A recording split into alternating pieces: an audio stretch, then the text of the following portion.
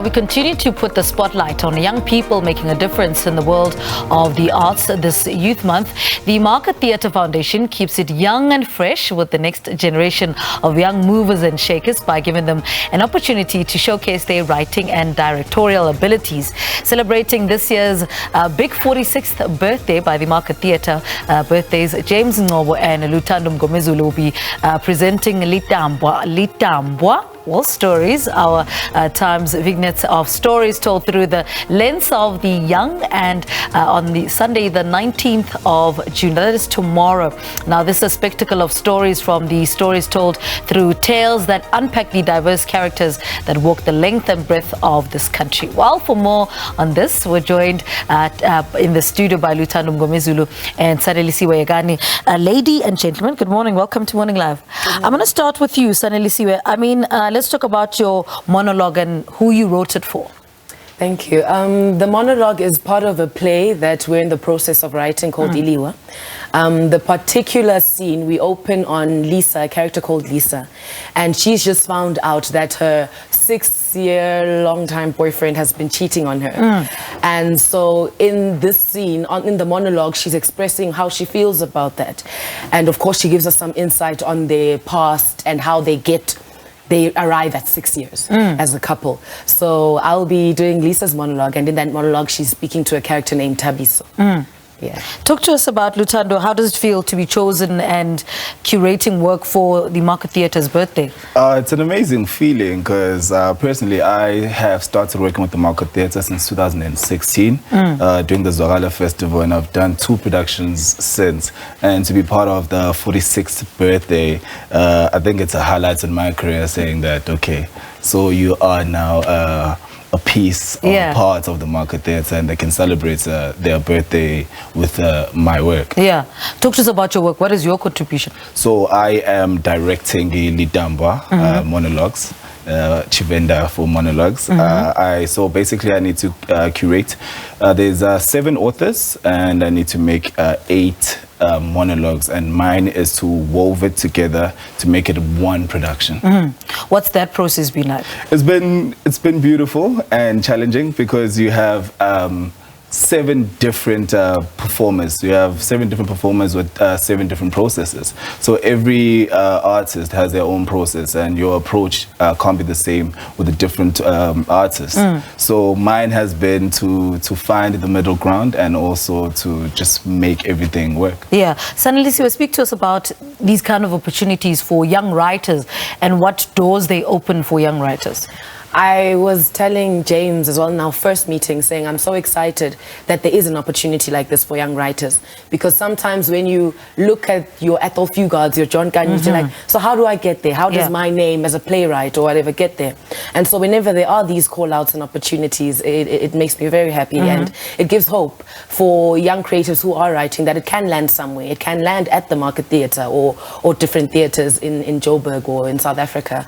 So I'm very excited about the fact that we have that opportunity. What are you writing at the moment? Apart from this story, what are you working on? I'm also a lecturer, performance lecturer, and my main thing is crafting this story and being busy with the poetry series at the moment. Yeah. So those are the things that I'm juggling. What is it about this creative space that speaks to you, though? There's so many elements of being in the creative industry, theatre, but for you, theatre speaks to you, performance speaks to you. What is it about this industry? I think the stage, more than anything, it's that live element. Yeah. The fact that everything is happening here and now, there's no cut, and something about that human to human is very special, I think. And of course the ability or platform to express yourself and tell certain truths that aren't spoken of necessarily every day in a safer space. I always say the stage is one of the safest places to be on, because your expression there is already expected and anticipated, instead of everyday life where, oh, now I'm going to express myself in this way. So it's kind of a safer way to tell the truth that we're all dealing with in terms of expression. So I appreciate it. Luthando, is there a particular theme that runs through the monologues that you've been asked to put together for the birthday? Yes, because it's the voices of the youth. So the call out was for, I think, 21 to 35 years writers who haven't written for the who haven't written for the Market Theatre, right? And I think the themes are of a wanting or a search for hope. So there is themes of despair and loss, since we did come from COVID. But I think an overall theme is the youth seeking hope. And what are you seeing through this new breed of writers, given the fact that you started a while ago and these are young ones that are writing their own stories? I think as a young artist, we definitely want to say something. We definitely want our voices to be heard. And we are just seeking platforms, and the Market Theatre is opening such a big platform for that. So I think even myself as a young director, it's part and parcel of these writers who are saying, we have a voice, we need to say something. So that's definitely it. Yeah. Sanelisiwe, your production, this monologue that you're doing for the birthday, what are some of the challenges that came with, you know, putting it together and making sure that, you know, it comes out as it does in your mind, you know, it translates that way on stage? Exactly, because it's an extract from a whole play, right? Yeah. So also in just a few tweaks of writing, editing, I have to kind of give just a bit more of a context, because it's coming out of something as a series of monologues. So that was the first thing, to also ensure that even in the writing, it's giving just enough of the story, you know, to hold on to. But also then it's been interesting, because after writing it, you have to kind of separate yourself and be the performer and allow yourself to be directed. So that's challenging and exciting at the same time, the challenge itself. So it's been very interesting. What stories are we telling as young theatre writers and thespians? Because, you know, you come from a process of protest theatre. That's what worked for the generation that came before us. What stories is this young generation telling at this point in particular time? What different challenges are they facing? I'd say there's such a wider range of challenges with more things being introduced, and platforms, your social media. There are other things that you might not directly experience, but you're so close to them because they're a tap away. So people are writing about very diverse stories that maybe geographically they're not even necessarily within or close to. So I think it's not very narrow. It's much wider in terms of the storytelling that's happening, and I think that's perfect right now, because so much is going on. So if we can tell those different stories from different voices, then I think we're moving in the right direction. For you, Thando, what stories are we telling around as young people? I guess we want to be heard. We want to stake our place in the history, in the present, and we just come from June 16. So it's we definitely need to cement our place in history and our place in the arts and in theatre and in film. Why did you get into theatre? I've been doing film for the past 5 years. I've been doing television for the past 5 years. And I just come from a hectic TV production. And for me, this was the perfect opportunity to remind myself of myself and my reasoning for starting the arts. And theatre was how I got into the arts. So theatre is definitely me coming back to myself, coming back to my true self, which is a storyteller. Talk to us about the other young theatre practitioners that are part of the monologue. I mean, we've got Sanelisiwe told us her story. But what are some of the stories that are coming through, the other ones that you've had to weave together to put together for this? So we have 3 writers who are performing their own pieces. Sanelisiwe, Yekani. We have Usiambonga Tubegi, who's exploring a friend's death. We then have Uvuyelwa Maluleke, who's also just exploring. So she's written 2 poems that encapsulates the entire piece. And then we have a series of writers. Harikla Matalas, who's also exploring the death of her grandfather.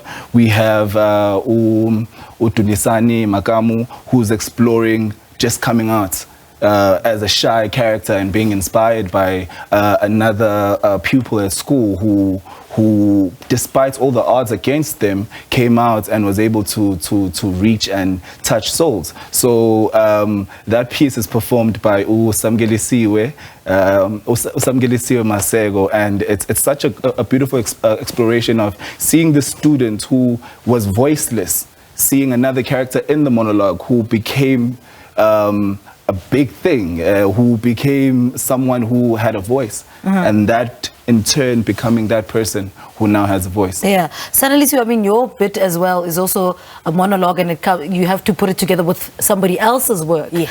What was the difficulty in that, making sure, I mean, it's a piece that you wrote, but then you also have to work with somebody else's thought process. Yes. Yeah. Because it's curated. Yes. And, you know, it's interesting. That hasn't been much of a challenge. Yeah. I think our director has managed to handle it well in terms of how it comes together. And also the performers that are also involved in the piece are also very open to the fact that it's a curation piece. We're all ready to weave it together. You know, our chorus work, ensemble work, wherever we need to support. So as different as the monologues and pieces are, it becomes one thing. It does become this one piece. So it hasn't been much of a challenge to then see it as a whole. How much of about yourself are you learning through this process? Oh, it's interesting. A lot more than I thought. Yeah. A small example, I lecture beat work in terms of studying a script. And I'm realizing now to go back and do it in the practical, it is a challenge. I've always known it's a challenge, but to go back, because theatre is a muscle that needs to be worked. Yeah. So to then go back, that challenge of being like, oh, I understand this in theory, but now to do it practically is a practical exercise. Yeah. So those challenges are also keeping me on my toes, and even that is good growth. Yeah. I guess. And all those personalities, Luthando, that you have to deal with, and all the thought process, what is it teaching you about yourself, given the fact that this is what you do to get back to who you are? No, absolutely. I think it's such a good training and learning curve for me when I do go back into television, because you realize that people are different. Yeah. People's processes are different. Some people are shyer. Some people have much more ego or are bigger. So it's definitely approaching the actors personally and finding ways and techniques to deal with it. The same with work. The work won't be the same. There will be different themes. There'll be different feelings and whatnot towards the work. So approaching work cannot be the same as the next work. Yeah. Okay, so when do we get to see all this? Tomorrow. So it's showcasing at the Market Theatre, tomorrow at the Manim Theatre at 3 p.m. It's unfortunately sold out. How, guys? It's a special show that has sold out in, I think it was a couple of hours. Yeah. Yeah. All right, guys, thank you so much. Thank you so much. It's so good to have young people in the studio, Luthando Mngomezulu and Sanelisiwe Yekani, and we've been speaking to them about the Market Theatre's opportunity to showcase stories penned by the next generation of wordsmiths.